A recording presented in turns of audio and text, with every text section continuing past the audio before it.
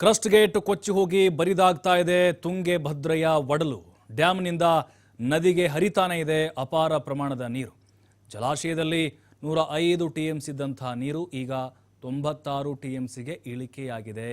ಅಂದರೆ already 11 TMC ಹರಿದು ಹೋಗಿದೆ. 19ನೇ ಕ್ರಸ್ಟ್ ಗೇಟ್ಗೆ ತಾತ್ಕಾಲಿಕವಾದಂಥ ಸಾಫ್ಟ್ ಲಾಕ್ ಗೇಟ್ ಅಳವಡಿಸುವಂಥ ಪ್ರಯತ್ನ ಭರದಿಂದ ಸಾಗ್ತಾ ಇದೆ. ಸ್ಥಳದಲ್ಲಿ ಬೇಡು ಬಿಟ್ಟಿದ್ದಾರೆ ಕೊಪ್ಪಳ ಜಿಲ್ಲಾ ಉಸ್ತುವಾರಿ ಸಚಿವರಾಗಿರುವಂಥ ಶಿವರಾಜ್ ತಂಗಡಗಿ.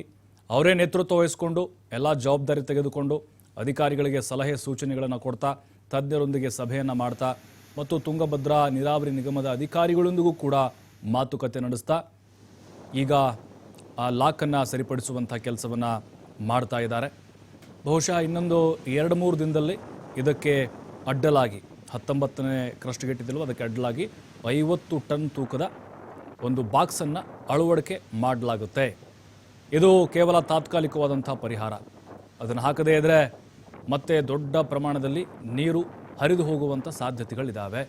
105 ಟಿಎಂಸಿ ಇತ್ತು, ಈಗ ನೋಡಿ 96ಕ್ಕೆ ಬಂದಿದೆ. ಆಲ್ರೆಡಿ 9ರಿಂದ 10 ಟಿಎಂಸಿ ಹೋಗಿದೆ. ಇನ್ನೂ 50ರಿಂದ 60 ಟಿಎಂಸಿ ನೀರು ಹೊರಗೆ ಹೋಗಬೇಕಾಗ್ಬೋದು ಅನ್ನುವಂಥ ಒಂದು ಸನ್ನಿವೇಶ ನಿರ್ಮಾಣ ಆಗಿತ್ತು. ಅಷ್ಟೆಲ್ಲ ನೀರು ಹರಿದು ಹೋಗ್ಬಿಟ್ರೆ ರೈತರಿಗೆ, ಬೆಳೆಗಳಿಗೆ ಅದು ಸರಿಯಾಗಿ ಆಗೋದಿಲ್ಲ ಭವಿಷ್ಯದ ದೃಷ್ಟಿಯಿಂದ. ಮತ್ತು ಕುಡಿಯೋಕೆ ಮುಂದಿನ ದಿನಗಳಲ್ಲಿ ನೀರು ಸಿಗೋದಿಲ್ಲ ಅನ್ನುವಂಥ ಕಾರಣಕ್ಕೆ ತಂಗಡಿಗೆಯವರು ವಿಶೇಷವಾದಂಥ ಕಾಳಜಿ ವಹಿಸಿದ್ದಾರೆ.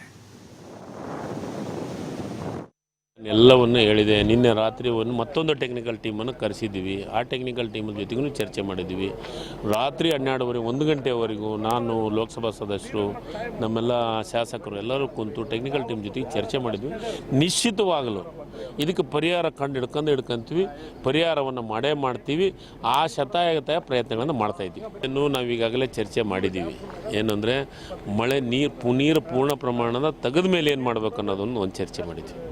ನೀರಿನೊಳಗನೆ ಕೆಲಸ ಪ್ರಾರಂಭ ಮಾಡ್ಬೇಕು ಅನ್ನೋದು ಅದನ್ನು ನಿನ್ನೆ ಚರ್ಚೆ ಮಾಡಿದ್ವಿ. ಅದನ್ನು ಅದನ್ನು ಪ್ಲೇಟ್ಸನ್ನು ರೆಡಿ ಮಾಡಿಸುವಂಥ ಕೆಲಸ ಸ್ಟಾರ್ಟ್ ಆಗಿದೆ. ಅದನ್ನು ಅಲ್ಲಿನೂ ನೋಡೋಕೆ ಅಲ್ಲಿ ವಿಸಿಟ್ ಮಾಡುವಂಥ ಕೆಲಸವನ್ನು ಮಾಡ್ತೀವಿ. ಇಲ್ಲ, ಇದು ನಾರಾಯಣ ಎಂಜಿನಿಯರಿಂಗು ಮತ್ತು ಇನ್ನೊಂದು ಹಿಂದೂಸ್ತಾನ್ ಎಂಜಿನಿಯರಿಂಗ್ ಅದು ಹೊಸಪೇಟೆಯಲ್ಲಿ ಇದೆ. ಅಲ್ಲಿಗೆ ಹೊರಟಿದ್ದೀವಿ ಈಗ ನಾನು ಮತ್ತು ಲೋಕಸಭಾ ಸದಸ್ಯರು, MP CM ಸಾಹೇಬರು. ಪ್ರತಿ ಒಂದು ಹಂತದೊಳಗೂ ನನಗನ್ಸಿದ ಮಟ್ಟಿಗೆ 2 ತಾಸಿಗೊಮ್ಮೆ 3 ತಾಸಿಗೊಮ್ಮೆ ಸತತವಾಗಿ ಮುಖ್ಯಮಂತ್ರಿಗಳು ನನ್ನ ಟಚ್ನೊಳಗೆ, ನಾನು ಸತತವಾಗಿ ಮುಖ್ಯಮಂತ್ರಿಗಳ ಟಚ್ನೊಳಗಿದ್ದೀನಿ. ಮತ್ತು ಮುಖ್ಯಮಂತ್ರಿಗಳ ಆಫೀಸಿಂದ ನನಗೆ ಸತತವಾಗಿ ಫೋನುಗಳು ಬರ್ತಾ ಇದ್ದಾವೆ. ನಾನು ಅದ್ರ ಜೊತೆಗೆ ರಿಪ್ಲೈನೂ ಮಾಡ್ತಾಯಿದ್ದೀನಿ. ಮುಖ್ಯಮಂತ್ರಿಗಳ ಗಮನಕ್ಕೆ ಏನೇನು ಮಾಡ್ತಾಯಿದ್ದೀವಿ ಅನ್ನೋದನ್ನು ಗಮನಕ್ಕೆ ತರ್ತಾಯಿದ್ವಿ. ಅದರ ಜೊತೆಗೆ ಮುಖ್ಯಮಂತ್ರಿಗಳ ಸಲಹೆಯೂ ನಾವು ತೊಗೊತಾ ಇದ್ವಿ. ನಿಶ್ಚಿತವಾಗಲೂ ನನಗೆ ಭಾಳಷ್ಟು ನೋವಾಗಿದೆ. ಈ ಸತಿ 2 ಬೆಳೆ ಬೆಳಿತೀವಿ ಅನ್ನೋ ಭಾಳ ವಿಶ್ವಾಸದಿಂದ ಇದ್ದೀನಿ. ಅದಕ್ಕೆ ನನ್ನ ರೈತರು ಯಾವುದೇ ಕಾರಣಕ್ಕೂ ಎದೆಗುಂದಬಾರ್ದು. ಯಾವುದೇ ಕಾರಣಕ್ಕೂ ರೈತರಿಗೆ ಎಲ್ಲೋ ಒಂದು ಕಡೆ ನಾವು ಸರ್ಕಾರ ಇದೆ, ತಂಗಡಿಗರು ಇದ್ದಾರೆ ಅನ್ನೋದನ್ನು ಅವ್ರಿಗೆ ಮನಸ್ಸಿಗೆ ನೋವಾಗಲ ರೀತಿಯೊಳಗೆ ನಾನು ಯಾವುದೇ ಕಾರಣಕ್ಕೂ ನಾನು ನಿಮ್ಮ ಜೊತೆಗಿದ್ದೀನಿ, ನಿಮ್ಮ ಜೊತೆಗಿರ್ತೀನಿ ಅನ್ನೋ ಒಂದು ಪೋಸ್ಟನ್ನು ಮಾಡಿದ್ದೀನಿ.